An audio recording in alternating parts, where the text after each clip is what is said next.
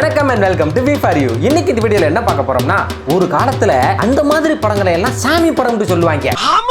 அந்த மாதிரி சாமி படத்துல நடிச்சுக்கிட்டு இருந்த சகிலாமாவை வயசான காலத்துல இப்ப கூட்டிட்டு வந்து ஆசாமின்னு ஒரு படம் எடுத்து வச்சிருக்காங்க.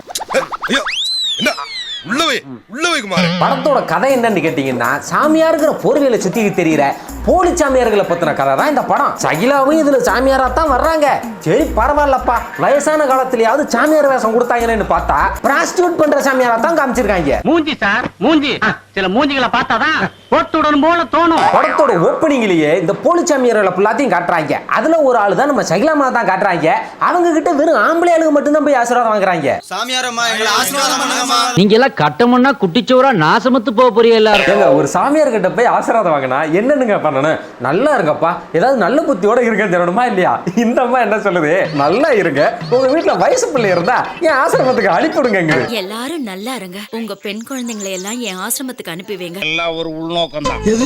மனிதாபிமானம் தான் மாப்பிள. இதுக்கப்புறமா தான் பெரிய சாமியார் இந்த படத்தோட ஹீரோவையா காட்டுறாங்க. அந்த அம்பாளே உங்களுக்கு ஒரு குழந்தையை கொடுக்கும். அது நீங்க போற கோவில்லையோ அல்லது போற வழியிலயோ ஏதோ ஒரு இடத்துல உங்களுக்கு கிடைக்கும். இல்ல புரியல. அத கூட தெளிவா எந்த இடத்துல கிடைக்கும் சொல்ல மாட்டேங்கிறாப்ல. ஏதோ 19 அது நீ போற இடத்துல கிடைக்கலாம், இல்ல கோயில்ல கிடைக்கலாம், இல்ல வீட்லயே கிடைக்கலாம், ஏதோ குத்து மதிப்பா சொல்லிக்கிட்டு இருக்காரு. இப்ப அவங்களுக்கு கிடைக்குன்னு சொன்னாரு பாத்தீங்களா, அந்த குழந்தை தான் அந்த படத்திலேயே ஒரு தெய்வ குழந்தை. ஆனா அந்த குழந்தை எப்படி கிடைக்குதுன்னு ஒரு காட்சி அமைச்சிருக்காங்க பாருங்க. பா, அவதாரோட கிராபிக்ஸே மிஞ்சி இருப்பாங்க.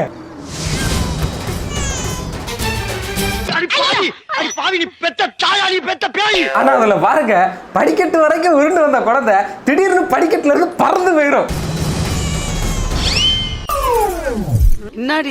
இப்ப ஏன் அந்த குழந்தை கீழே விழுந்துச்சு தெரியுமா? ஏன்னா இந்த பஸ் இப்ப ஆக்சிடென்ட் ஆக போகுது. பஸ் ஒரு 100-150 மைல் தானே போயிருக்கோம். அதுக்குள்ள அந்த ஆத்திரக்காரி மாதிரியா குடும்பத்தையே கூப்பிட்டுட்டாங்க. நெக்ஸ்ட் பைபாஸ் ரோட்ல பஸ்ல இருந்து தவறி விழுந்த குழந்தை எங்கெங்க கிடக்கணும்? இங்க இல்ல இங்க தானே. ஆனா இங்க அந்த குழந்தை அங்க இருந்து ஏதோ ஒரு வண்டியில லிஃப்ட் கேட்டு வந்து ஏதோ ஒரு ஒத்தடி பாதைக்கு பக்கத்துல மரத்தடியில கிடக்குது. எப்படின்னா அப்படி என்னங்கடா இது? பைபாஸ் ரோட்ல விழுந்த குழந்தை இங்க எப்படிங்க வந்திருக்கு?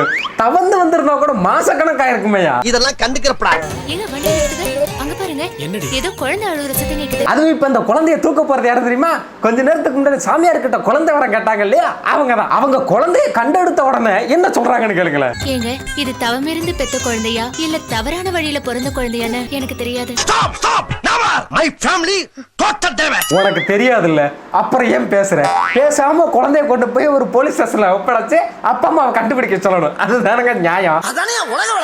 ஆனா அதை விட்டுட்டு இந்த அம்மா என்ன பிளான் பண்ணுதுன்னு கேளுங்களேன். அந்த துர்கை அம்மன் தான் இந்த குழந்தைய நம்ம கிட்ட கொடுத்திருக்கா. இனிமே இவதான் என்னோட துர்கை அம்மா. சத்தியமா சொல்றேன் சார், எனக்கும் இவனுக்கும் எந்த சம்பந்தமும் இல்ல சார். மேடம், ஒரு குழந்தைய கீழ இருந்து எடுத்தீங்கன்னா அக்கம் பக்கத்துல விசாரிக்கிறது யாரு குழந்தைன்னு. அதை விட்டுட்டு நீங்களாவே சாமி கொடுத்த குழந்தைன்னு தூக்கிட்டு போக கூடாது. அடுத்ததா ஒரு 14 வருடங்களுக்கு பிறகு காட்டுறாங்க. அதாவது அந்த பொண்ணுக்கு சுமார் ஒரு 15 வயது இருக்கிற காலகட்டத்துல ஃபுல் பக்திமயமா இருக்குது. அடுத்து பள்ளிக்கூடத்துக்கு போனாக்கா அங்க ஒரு லேடிஸ் பொறுக்கி பிடி வாத்தியார் இருக்கான். அந்த ஆளு என்னடான்னா ஸ்டூடண்ட்ஸ் கிட்ட மட்டும் பண்ணதும் இல்லாம அங்க இருக்கிற ஒரு டீச்சருக்கு டீமே ஈவ் டீசிங் பண்ணியிருக்கான். அந்த டீச்சரும் எவ்வளவு பெருந்தன்மையா நடந்துக்கிறாங்கன்னு கொஞ்சம் பாருங்களேன். ஏற்கனவே கேர்ள்ஸ் கிட்ட தப்பா நடந்துக்கிறேன்னு உன் மேல ஏகப்பட்ட கம்ப்ளைண்ட் வந்திருக்கு. அதை நான் இப்ப சொன்னாலும் உன் வேலை போயிடும். நான் நினைச்சேன்னா உன்னை வேலையை விட்டு தூக்க முடியும். ஏமா, உன் பெருந்தன்மையில தீய வைக்க இப்படி ஒருத்தர் நடந்துகிட்டு இருக்கான்னா நியாயமாடி அவனை போய் அங்க போட்டு கொடுத்து அவனை வேலை எடுத்தாரா தூக்கி இருக்கணும். அதை விட்டுட்டு நான் சொல்லி கொடுத்தா அவன் வேலை வேணும்னு அவன் மேல என்ன உனக்கு கருணை வேண்டி கிடக்கு? வளர்ந்துட்டேன்னு தவிர எனக்கு கொஞ்சம் கூட பொறுப்பு இல்லை. அது மட்டும் இல்லாம ஒண்ணு சொல்றேன்னா போய் சொல்லணும், இல்ல சும்மா இருக்கணும்ல.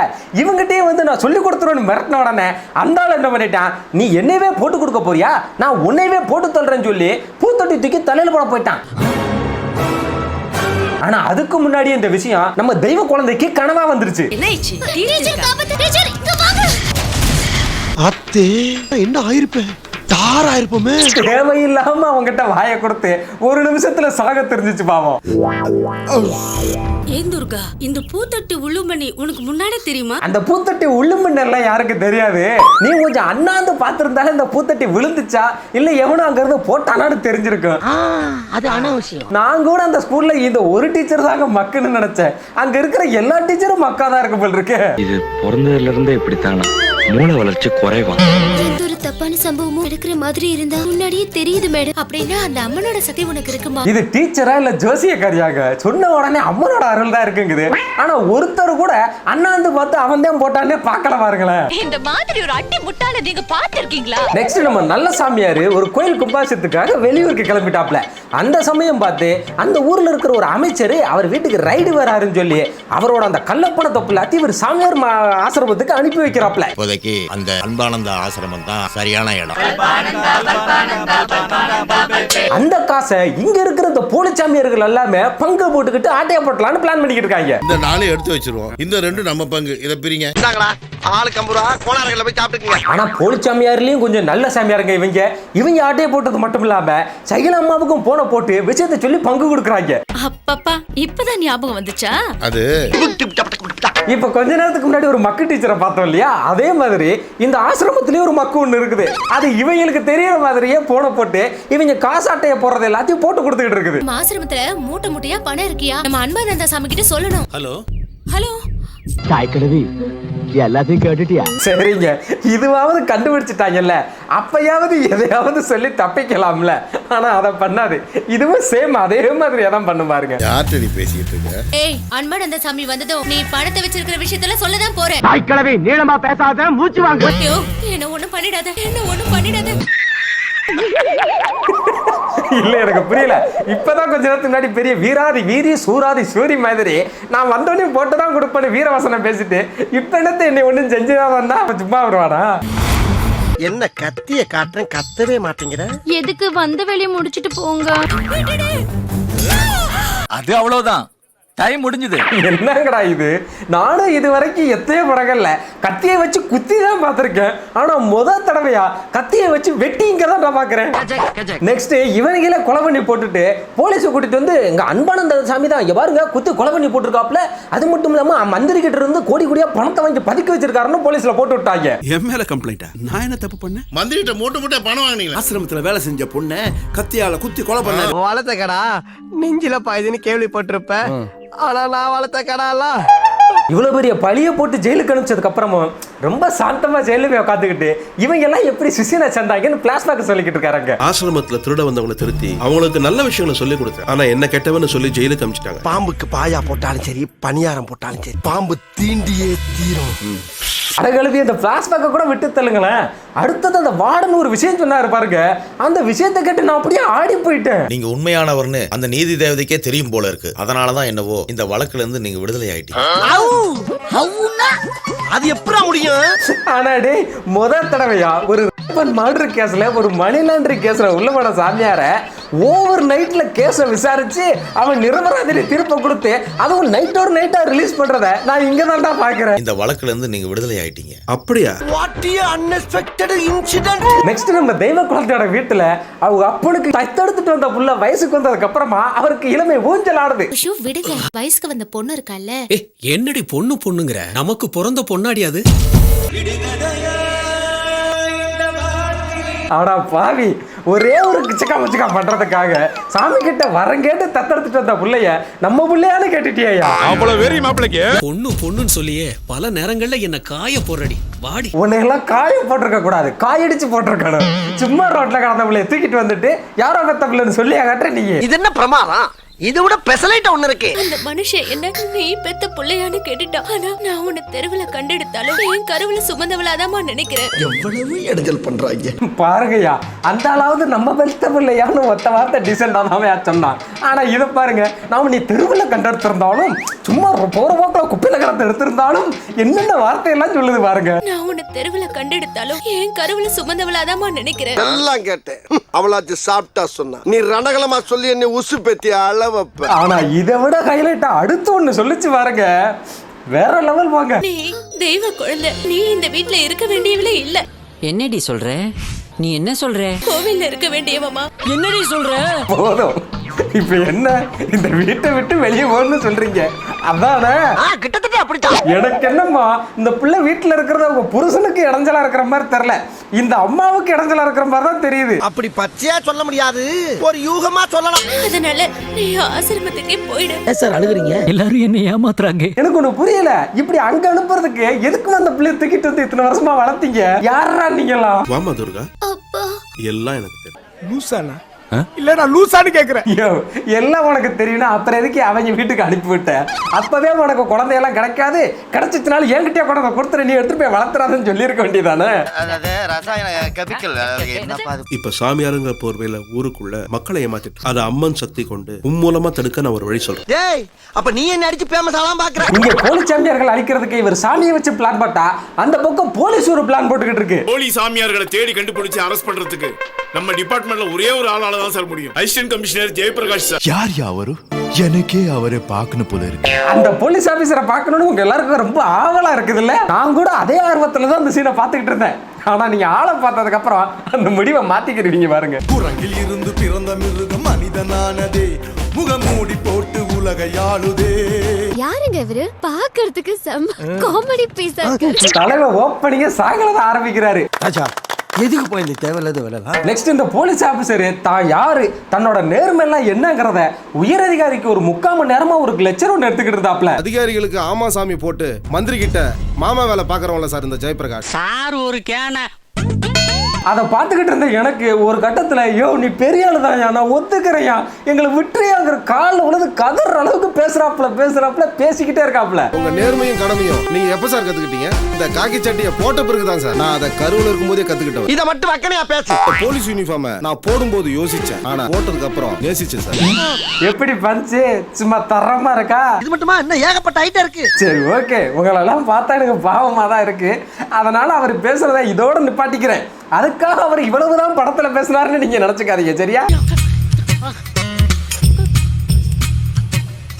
வயசானது காலத்திலயும் கூட சகிலம்மாவை கூப்பிட்டுன்றதுக்காகவே இப்படி ஒரு சீனை வேணும்னே வச்சிருப்பாங்கன்னு நினைக்கிறேன். இதுதான்டா நம்மளுடைய சம்பிரதாயம், இதுதான் நம்மளுடைய பழக்க வழக்கம். நெக்ஸ்ட் நம்ம சாமியாரம்மா வயசு பொண்ணுங்களையும் வயசு பசங்களையும் கூட்டிட்டு வந்து அவங்கள தியானம் பண்ண வைக்கிறன்ற பேர்ல அவங்களுக்கு ஏதோ போதை மருந்தை கொடுத்து போதையாக்கி விட்டுறாங்க. ஆனா எல்லாரும் போதையானதுக்கு அப்புறமா நம்ம சாமியாரம்மா ஒரு வித்தியாசமான தியான நிலையை சொல்லி கொடுத்தாங்க பாருங்க, வேற லெவல்ல இருக்கும். ஒவ்வொரு பெண்ணுக்கு பின்னும் ஒரு ஆண் நிற்கவும். புதுசா இருக்கே. என்னடா நடக்குது? இது என்ன கிடையாது, ஒரு பெண்ணுக்கு பின்னால ஒரு ஆணுங்கிற மாதிரி நின்று அப்படி என்ன தியானம் பண்ண போறாங்க இவங்க? என்னடா நடக்குதுங்க? நான் மேல வந்துட்டேன்டா. எல்லாரும் எதிர்பார்த்த மாதிரி தான், போதையில இருக்கிற பெண்கள் கிட்ட எல்லாரும் ஒரு மாதிரி கசமசா பண்ண ஆரம்பிச்சிட்டாங்க. ஆனா இந்த விஷயத்தை நம்ம தெய்வ குழந்தை அவங்க தெய்வ சக்தி மூலியமா கண்டுபிடிச்சிட்டாங்க. உடனே போலீஸுக்கு போன போட்டு கொடுத்துட்டாங்க. இன்ஸ்பெக்டருங்களா? ஆமா, யார்மா நீ? நான் துர்கா. துர்காவா? சொல்லுமா என்னாச்சு? என்னங்க எனக்கு ஒண்ணுமே புரியல. இல்ல எனக்கு புரியல. போலீஸ் ஸ்டேஷனுக்கு போன் பண்ணி ஒரு 15 வயசு பிள்ளை துர்கான்னு சொன்னா, துர்காவா சொல்லுமா என்னாச்சுன்னு கேட்காப்ல. அவருக்கு பிடித்தடி இந்த பிள்ளைய ஏன் திமுங்களா? எப்படி? அதான் முதல்ல நானும் யோசிக்கிறேன், ஆனா எதுவும் வரமாட்டேன். இந்த பிள்ளை சொல்லி அங்க போலீஸ் போய் சாமியாரம்மா பிடிக்கிறதுக்கு முன்னாடி அவங்க டாட்டா பை பை சொல்லிட்டு கார்ல ஏறி ஓடி போயிட்டாங்க. சீக்கிரம் டிரைவர் வண்டி எடு. வரட்டாமாமே. நெக்ஸ்ட் இன்னொரு சாமியார் என்னடான்னா, ஒரு ரியல் எஸ்டேட் கமிஷனுக்காக ஒரு ஊரையே காலி பண்ணி கொடுக்கணுன்றதுக்காக அன்னதானம் போடுறன்ற பேர்ல சோத்துல விஷத்தை கடந்து விட்டாப்ல. ஆனா பரவாயில்லைங்க, அந்த விஷயத்தையாவது இந்த பிள்ளை முன்னாடியே கண்டுபிடிச்சிருச்சு. அன்னதான சாப்பாட்டுல விஷம் கலந்திருக்கு, அதை சாப்பிட்டு நிறைய பேர் சாகுற மாதிரி கனவு கண்டேன். எல்லாம் ஒரு கனவு சித்தப்பா, அதை விடு. ஆனா முன்னாடியே கண்டுபிடிச்சிச்சு, எல்லாம் சரிதான். ஆனா அங்க போய் விஷம் இருக்குன்னு சொல்லி அவங்கள மட்டும் சாப்பிட விடாம பண்ணாலே போதும் தானே. ஆனா அங்க போய் இந்த பிள்ளை என்ன பண்ணுதுன்னு பாருங்களேன். இந்த சாப்பாட்டுல விஷம் கலந்திருக்கு, என்னமோ சொல்லாதீங்க. தாங்க. வேண்டாமா?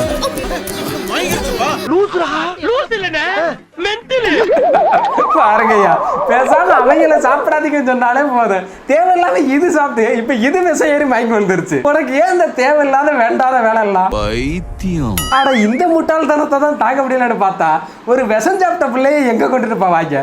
நியாயமா ஆம்புலன்ஸ்ல ஏத்தி ஆஸ்பத்திரிக்கு தானே கொண்டுட்டு போகணும். இவங்க என்னன்னா அந்த பிள்ளைய தூக்கிட்டு சாமி கிட்ட தூக்கிட்டு போறாங்க. சாமி அந்த பொண்ணை காப்பாத்தணும். போஜானந்த போட்ட விஷ சாப்பாடு அந்த பொண்ணு சாப்பிட்டா. கொஞ்சம் அதிகமா சாராயத்தை குடிச்சிருப்பான், இவனாவது விஷம் குடிக்கிறாரு. இவங்க தான் விஷம் கொடுத்த பிள்ளைய ஆஸ்பத்திரியை கொண்டு போகாம சாமி கிட்ட கொண்டுட்டு வந்தா கல்வி அந்த சாமியாராவது அந்த பிள்ளைய காப்பாத்துறதுக்கு ஏதாவது பண்ணணும்ல. அதை விட்டுட்டு அவர் என்னடான்னா கருத்து சொல்லிக்கிட்டு இருக்காரு மக்களுக்கு. அராஜகமா டூழியம் பண்றேன் பூரி சாமியாருங்களே, அம்பாள் சும்மாவே விட மாட்டாப்பா. ஆசீர்வாதம் வாங்குற நேரம் போடாது, முதல்ல என்ன ஆஸ்பத்திரிக்கு தூக்கி போடவா சார்? ஐயோ, ஒரு புள்ள விஷத்தை தின்னுட்டு சாக கிடக்குது, அதை காப்பாத்துறதை விட்டுட்டு என்னையா கருத்து பேசிக்கிட்டு இருக்கீங்க? அடுத்தது அந்த புள்ளைய காப்பாத்துறதுக்கு ஏதாவது இவர் சாமியார் ஏதாவது கசாயம் கொடுப்பாருன்னு பார்த்தாக்கா சாமி பாட்டு போட்டு டான்ஸ் ஆட ஆரம்பிச்சாப்ல. உலகாளும் ஓங்காரி மௌனம் என்ன அசையாத மரம் ஒன்று உயிர்ந்தது கீழே. கடைசியில் இந்த பாட்டோட எண்டுல ஆதி காலத்து டெக்னிக் மாதிரியே சாமியோட உடுக்கையில் இருக்கிற பாம்பு உயிரோட வந்து அந்த பொண்ணுகிட்ட இருக்கிற விஷத்தை உறிஞ்சிட்டு போகுது.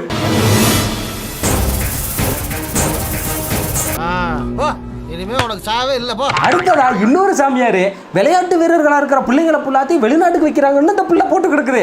அங்கேயுமே போய் அந்த சாமியாரை பிடிக்கல. மிஷன் அந்த சாமியார் கிட்ட இருந்து மலர் கம்ப சாகசமானவர்களை கடத்திட்டு போறாங்க. அப்படியா? இந்த போரே சொசைட்டிக்கு மொத்தத்துல இந்த புள்ள எல்லா சாமியாரை பத்தி இன்ஃபர்மேஷன் கொடுத்த ஒருத்தரை கூட இந்த போலீஸ் போய் பிடிக்கவே இல்லை. மிஷன்ல நான் ஃபெயில் ஆயிட்டேன். ஒரு போலீஸா உன் முன்னாடி தலை குனிஞ்சு உக்காந்துருக்கம்மா. அடுத்து போலீஸ் கிட்ட இருந்து தப்பிச்சு ஓடி போன அந்த எல்லா சாமியார்களும் ஒன்னா பீச்சில் ஹாயா உக்காந்து அடுத்து என்ன பண்ணலாம்னு பிளான் போட்டுக்கிட்டு இருக்காங்க. உங்களை மாதிரி 50 கோடி 100 கோடி சேர்த்து வைக்காம ஜஸ்ட் ஒரு 500 கோடி தான் அடுத்து இவங்க பண்றது பத்தாதுன்னு புதுசா கிளைமேக்ஸ்ல இன்னொரு சாமியார் வராரு. அவர் வந்து எனக்கு இந்த வர்ற அமாவாசை அன்னைக்கு அந்த தெய்வ குழந்தைய பலி கொடுத்து பல சக்திகளை பெறணும், அதனால அந்த பிள்ளைய கடத்திட்டு வாங்கன்னு இவங்களுக்கு ஒரு ஆர்டர் கொடுக்குறாரு. சின்ன குட்டி துர்கா எனக்கு வேணும். இந்த பிள்ளைய கடத்துறதுக்காக 2 சாமியார்கள் போனாக்கா அந்த பிள்ளைக்கு விஷயம் முன்னாடியே தெரிஞ்சு இது ஓட ஆரம்பிச்சிருச்சு. ஓடிக்கிட்டு இருக்கும் போதே திடீர்னு பார்த்தாக்கா ஒரு இடத்துல வந்து டப்புனு மறைஞ்சிருச்சு. சரி, அந்த பிள்ளைக்கு தான் தெய்வ சக்தி இருக்கு, அதனால மறைஞ்சிருக்கும்னு நினைச்சா அதுக்கப்புறமா பார்த்தாக்கா மறுபடியும் ஓடுது ஓடுது ஓடுது, காஷ்மீர்ல இருந்து கன்னியாகுமரி வரைக்கும் ஓடிக்கிட்டே இருக்குது. கடைசியா ஒரு சின்ன அணைக்கட்டுல வந்து 2 பக்கம் வச்சு மறிச்சு பிடிச்சிட்டாங்க. கொஞ்ச நேரத்துக்கு முன்னாடி டப்புன்னு மறைஞ்சு போன பிள்ளை இப்ப மட்டும் ஏன் மறைஞ்சு போகாம இருந்துச்சுன்னு தான் எனக்கு தெரியல. நம்ம தெய்வ குழந்தைய வச்சு அந்த 5 சாமியாரும் பூஜை பண்ணிக்கிட்டு இருக்காங்க. திடீர்னு பார்த்தா அந்த புள்ள உண்மையாவே சாமியா மாறிடுச்சு.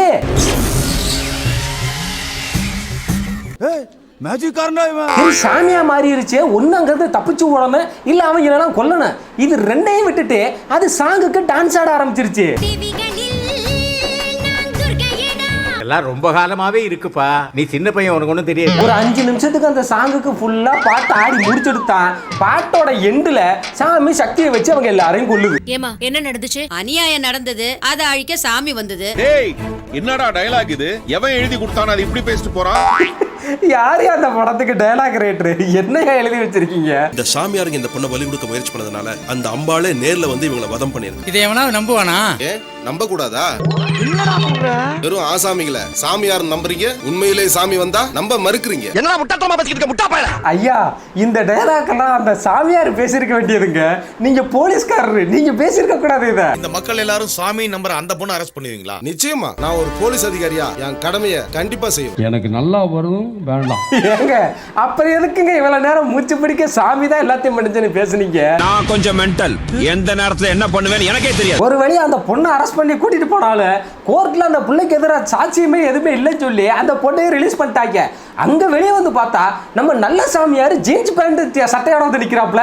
இந்த உலகத்துல காவி அணிஞ்சவன பாவின்ற கண்ணோட்டத்துல பார்க்க ஆரம்பிச்சு மக்களுக்கு நாம நல்லது செய்யணும், அத சாதாரண மனிதனா செய்யலாமேன்னு காவியை தூக்கி போடணும். சார், இதுக்கு பருத்தி மூட்டை பேசாம குடோன்ல இருக்கலாமே. கடைசியில நல்ல சாமியார் நம்ம சாமியாரா இருந்ததா பண்ணணும்னு இல்ல, சாதாரண மனுஷனா இருந்து மக்களுக்கு நல்லது பண்ணலாம்னு மாறிட்டான். அப்ப என்னத்தை தான் சொல்ல வந்தாங்கன்னு புரியலிக்கு இந்த படத்தை மூலியமா. அதான்டா எனக்கு தெரியல. அவ்வளவுதான் மக்களே, இதோட இந்த வீடியோ முடிஞ்சு போச்சு. இந்த வீடியோ உங்களுக்கு பிடிச்சிருந்துச்சுன்னா வீடியோக்கு லைக் பண்ணுங்க, ஷேர் பண்ணுங்க, கமெண்ட் பண்ணுங்க, மறக்காம நம்ம சேனலுக்கு சப்ஸ்கிரைப் பண்ணுங்க. அடுத்த ஒரு நல்ல வீடியோல வந்து உங்களை சந்திக்கிறேன். அது வரைக்கும் டாடா.